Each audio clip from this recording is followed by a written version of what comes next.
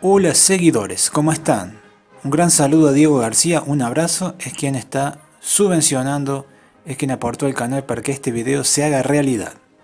Bueno, tenemos que decir que después de las elecciones de Malvinas, en el cual es un terreno que tiene partes muy llanas, pero también tiene una cadena bastante baja de lomas y de pequeñas montañas, el helicóptero este combinado, podríamos decir, capacidad de ataque y capacidad de tropas, se mostró bastante aceptable. Algunos fueron abatidos, por supuesto, por sistemas antiaéreos, por misiles, etcétera.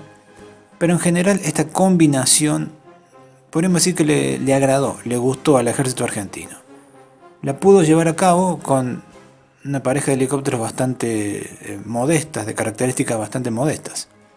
Uno es el Huey, que en realidad no se usó como helicóptero de ataque, sino básicamente como siempre se ha usado el Huey, como un burro de carga, una mula, un sistema para transportar cosas y personas del punto A al punto B. Pero había también en servicio 9 helicópteros A-109A Irundo, que es un helicóptero bastante más rápido que el Huey, está bordeando los 300 km por hora, y que pegado al suelo, como era la costumbre en esa guerra, podía evadir muchos de los radares, podía evadir muchos de los sistemas, principalmente los sistemas antiaéreos navales, y podía desplegar pequeñas unidades de infantería y apoyarlas con fuego de ametralladora y fuego de cohetes. Este sistema del helicóptero bivalente llamó la atención, o sea, la utilidad, la realidad del sistema bivalente llamó la atención y gustó al ejército argentino por encima del helicóptero de ataque puro. Ahora, tenemos que ponernos en el panorama posguerra, o sea, década del 80 y principios de la década del 90, donde la economía es perfectamente mala. Por lo tanto, hay una serie de proyectos, hay una serie de lecciones de Malvinas, incluso un prototipo de Pucará, que se convirtió en monoplaza, se le incrementó el armamento, se le incrementó el blindaje, para ser un aparato con mayor supervivencia en el campo de batalla. Bueno, hay una serie de prototipos y diseños y programas de adquisición que, obviamente por falta de dinero, no se pueden llevar a cabo.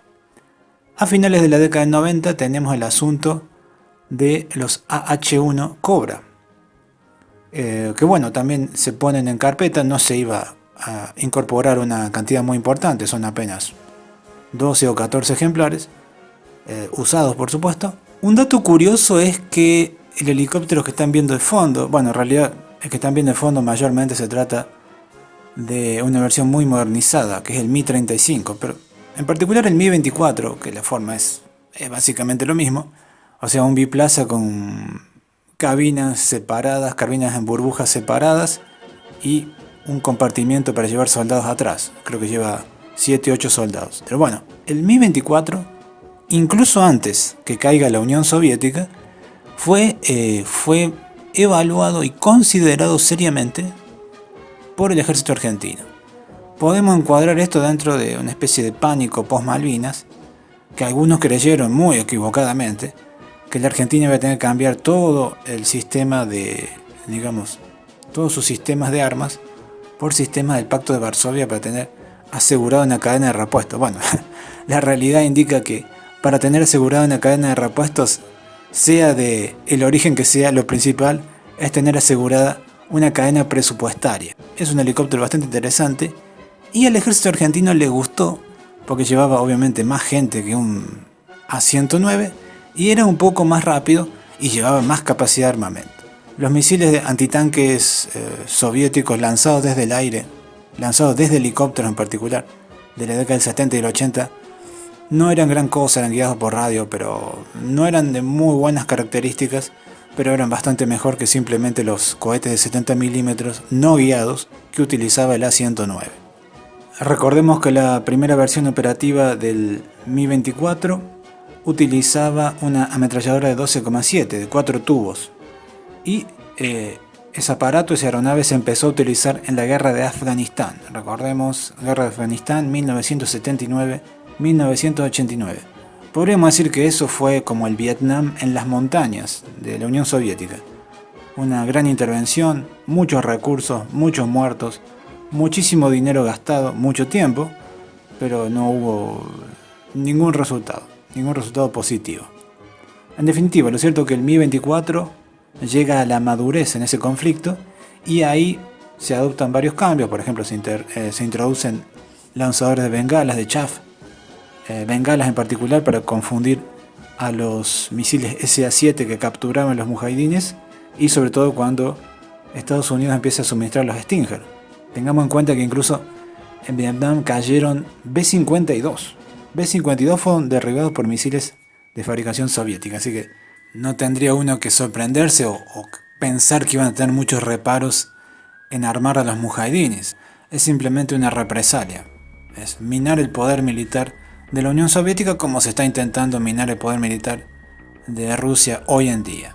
El Mi-24 se muestra en general aceptable cuando se cambia ese armamento de 12,7 a cañones de calibre mayor, porque el armamento 12,7 era el mismo, o sea, el cartucho que utilizaba, el 12,7 por 108, era el mismo que utilizaban los afganos en ametralladoras pesadas, principalmente la Deshka-38 y algunos ejemplares del NSB capturados. O sea, el helicóptero estaba disparando al mismo alcance que le disparaban de tierra, no tenía mucho sentido, así que se incorporan cañones de 23 milímetros y 30 milímetros.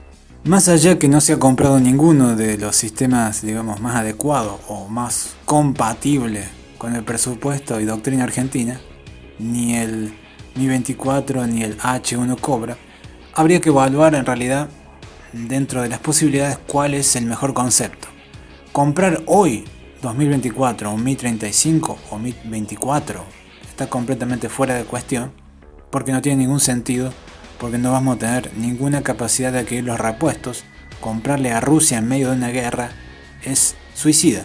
Quizá eso se podría haber hecho, como lo expliqué, Argentina y el periodo ruso, en otro periodo, 1998, 1999, dotar a esos helicópteros, comprar un cascarón, por decir así, y dotarlos de electrónica occidental, o comprarlos cuando ya se había reconvertido mucho en la industria rusa, año 2010, 2012. Hoy no tiene ningún sentido, no se va a hacer, no se puede hacer, no se debe hacer. El H1 Cobra usado, bueno, sí, es bastante más potable, H1Z, H1W, pero independientemente cuál sea el sistema, uno tiene que estar perfectamente consciente que el helicóptero de ataque, como todos los helicópteros en el campo de batalla actual, es tremendamente vulnerable. Si se pega al suelo, como hacían los irundos en Malvinas, va a ser vulnerable, o sea, va a escapar de la detección de los radares de la aviación, va a escapar de mucho de la detección de los radares con base en tierra, pero va a ser vulnerable a cañones antiaéreos, que, digamos la verdad, son escasos en el campo de batalla actual, pero sobre todo va a ser vulnerable a los sistemas de lanzamiento desde el hombro, a los misiles livianos. Como lo vemos desde el año 2022, la guerra de Ucrania, va a haber muchísimas pérdidas de helicópteros de ataque y helicópteros de transporte. Donde sí se ha mostrado en esta última guerra un sistema muy eficaz, el helicóptero de ataque, no es tanto el ataque, sino la defensa. Y eso se pudo ver en junio del 2023, cuando la aviación rusa los utilizó de manera inteligente, por una vez, para defender su línea que estaba siendo amenazada por diversas irrupciones, ataques blindados bastante potentes, con sistemas modernos que incluían Berge-Panzer, Leopard, Bradley, equipados con blindados antiminas, barreminas. Bueno, eran unidades blindadas bastante potentes que pudieron ser frenadas por helicópteros de ataque.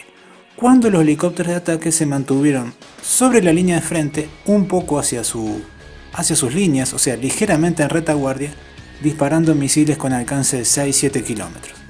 Cuando se mantuvieron ligeramente sobre sus propias líneas, volando sobre esa línea de frente y cubriendo espacios como si fueran un equipo de misiles antitanque sobre camión, pero por supuesto, se podían mover gracias a la velocidad del helicóptero mucho más rápido que un vehículo de ruedas. Por lo tanto, esa doctrina de defensa se adaptaría bien a lo que necesita el ejército argentino. El ejército argentino, no sé si ustedes lo saben, pero actualmente tiene una doctrina totalmente defensiva.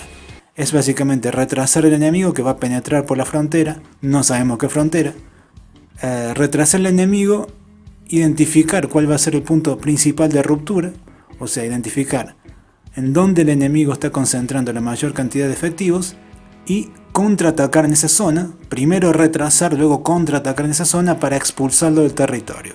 Esa es la doctrina. No tiene ninguna ambición de invadir otro país o cruzar la frontera para ir a visitar a Evo Morales ni a Boric. El helicóptero de ataque puro al alcance actualmente de la República Argentina es el Cobra, las últimas versiones. Creo que el Cobra no se fabrica más, pero hay en depósito y en uso en la aviación del ejército de Estados Unidos una gran cantidad de ellos para transferir. No habría demasiado problema, lo único que hacer es hablar y poner los dólares correspondientes. Asimismo, yo creo que no se debería renunciar al sistema bivalente. Obviamente no podemos hacer esa compra de Mi-35, pero sí se podría artillar con misiles, no con cañones, sistemas como el A-109, que actualmente está siendo evaluado por la Armada Argentina. Bueno, en realidad ya lo ha evaluado, está esperando la plata básicamente. El A-109 puede lanzar misiles como el TOW, misiles como el Hellfire, con adaptaciones correspondientes por supuesto, y un misil como el Hellfire, que tiene prácticamente 8 o 9 kilómetros de alcance, podría utilizarse por fuera de defensas antiaéreas que acompañen a unidades de infantería o a unidades acorazadas enemigas, y mantenemos esa capacidad de poder desplegar una pequeña sección de 6 o 7 soldados en alguna zona comprometida del frente. Es decir, un Agusta equipado con misiles Hellfire, Agusta AW109, un Airbus H145 equipado con misiles equivalentes europeos, o incluso el sistema de designación láser para disparar los cohetes de 70 mm de cabeza láser, que lo convierten en pequeños misiles. Bueno, eso nos daría una muy buena pegada, no al nivel de un ataque puro, de un helicóptero de ataque puro, pero mantendríamos esa ambivalencia, ese doble propósito, que es muy valiosa para el ejército argentino porque tiene pocos helicópteros, poco material. Se sigue utilizando el Huey con coheteras en primera línea, y el Huey es como un termómetro, ¿no? Es un indicador de la salud presupuestaria de un ejército. Si todavía utilizamos Huey con coheteras en primera línea, es una indicación para que ustedes se den cuenta que la salud presupuestaria es mala. Todavía nos falta un largo camino por recorrer. Esperemos, seamos optimistas, que en los próximos años esto suceda. Yo voy terminando, le mando un saludo a Diego y les pido que si pueden colaborar con este canal, lo hagan para que se mantenga online, para que existan más y mejores videos. Eso sería todo, que la pasen bien, hasta el próximo video.